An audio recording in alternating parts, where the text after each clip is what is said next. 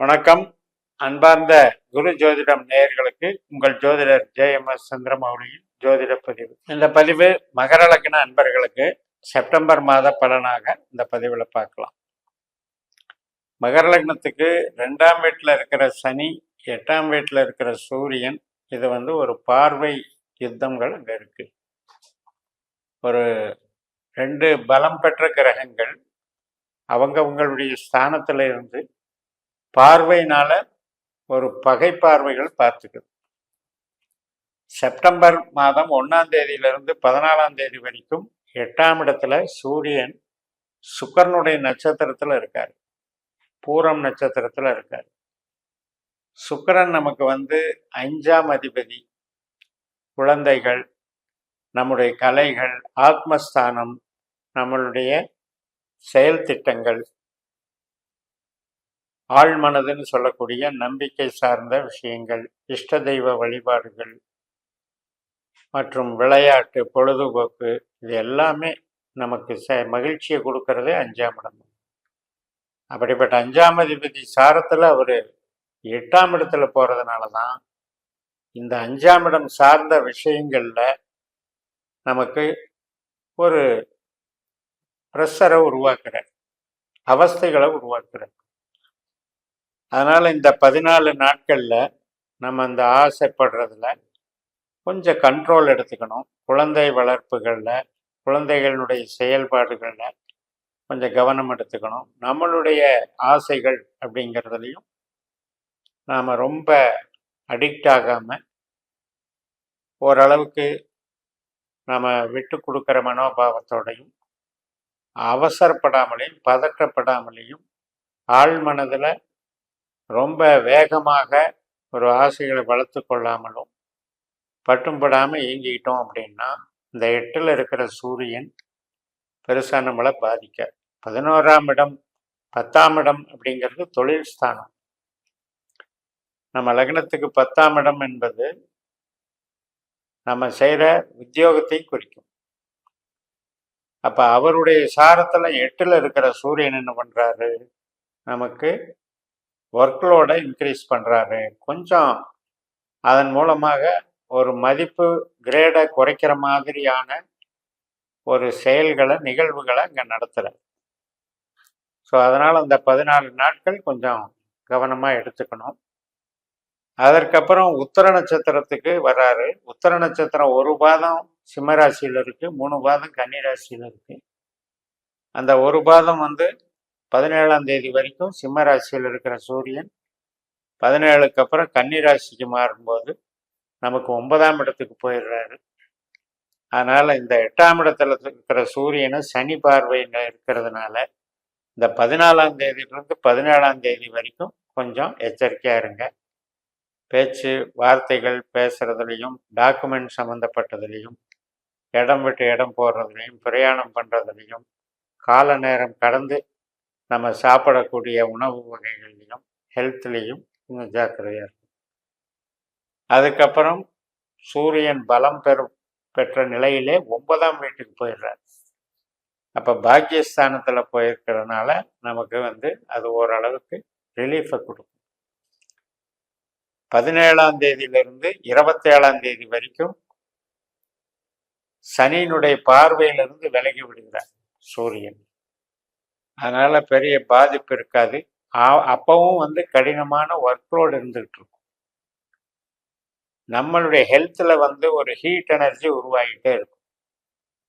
அப்போ இதுக்கான உணவு முறைகள், இதுக்கான பழக்க வழக்கங்கள், இது பாடி கூலுக்கு சம்மந்தப்பட்ட விஷயத்தை எடுத்துக்கும். அதே நேரத்தில் 8ஆம் இடம் அப்படின்னு எடுத்துட்டோம்னா எதிர்பாராத சில பொருள் நஷ்டம் அப்படிங்கிறது. அப்போ நம்ம கொடுக்கல் வாங்கல் செய்யும்போது பிறரை நம்பி செய்யக்கூடிய வேலைகளையும் நம்ம பணம் பொருள் பிறர்கிட்ட மாட்டிக்காத அளவுக்கு நம்ம பார்த்துக்கணும். அரசு வழி சார்ந்த, அரசு அதிகாரிகள் சார்ந்த ஒரு வேலைகளில் நமக்கு பலம் இருக்கும், ஆனால் தாமதமாகும். 8ஆம் இடம் என்பது நமக்கு டிலே இன் ப்ராக்ரஸ்.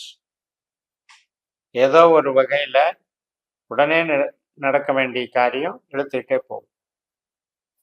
27ஆம் தேதி அன்னைக்கு அஸ்த நட்சத்திரத்துக்கு மாறிடுறாரு.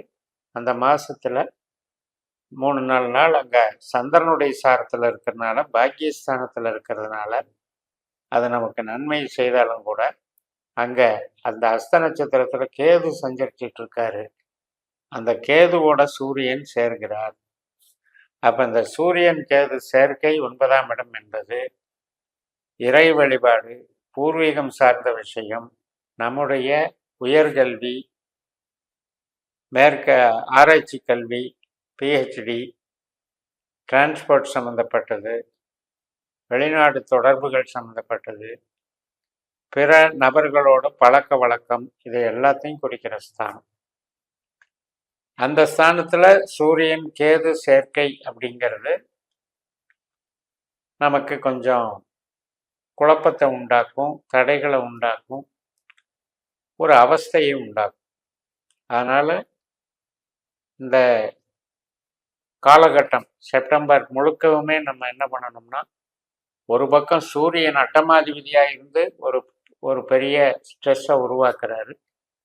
அதுக்கப்புறம் 27ஆம் தேதியிலிருந்து கேதுவோட போய் சேரும்போது கிட்டத்தட்ட ஒரு 13 நாட்கள் அதில் கவனமாக இருக்கணும்.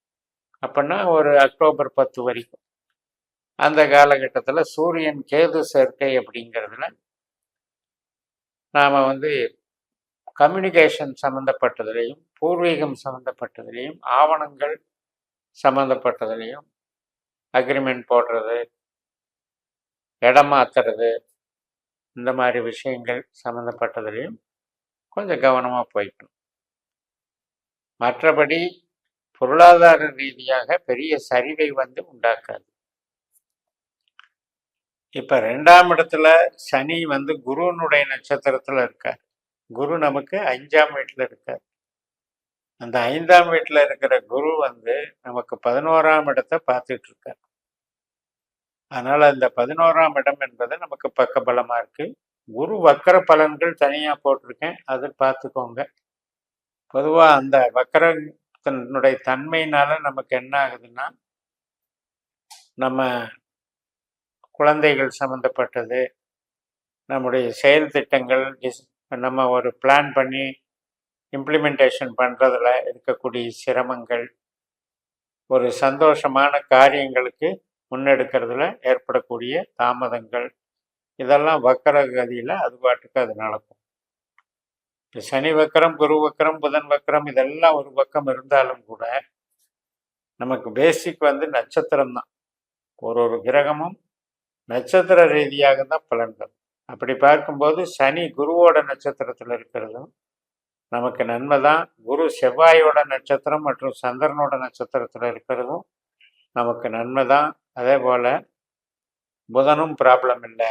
இப்போ பார்க்கும்போது இந்த சூரியன் அப்படின்ற அமைப்பு வலுப்பெறும்போது நமக்கு 8ஆம் இடத்தை வலுப்படுத்துவதனால அதிகமான ஒர்க்லோடை கொடுக்கறதும், ஹெல்த்தில் கொஞ்சம் ஹீட் உபாதைகளை கொடுக்கறதும், உறவுகள் சார்ந்த விஷயத்தில் ஒரு வாக்குவாதத்தையும், ஒரு விடாப்பிடியும், ஒரு டக்கஃப்வாரையும் அங்கே உருவாக்குறதாகவும் சில விஷயங்கள் நம்ம கவனத்தில் எடுத்துக்கிட்டு அதுக்கு தகுந்த பக்குவத்தை வரவழைச்சிக்கிட்டு நம்ம ஸ்மூத்தாக இந்த காலகட்டத்தை கடந்துட்டோம் அப்படின்னா ப்ராப்ளம் இல்லைன்னு சொல்லி நிறைவு செய்கிறேன்.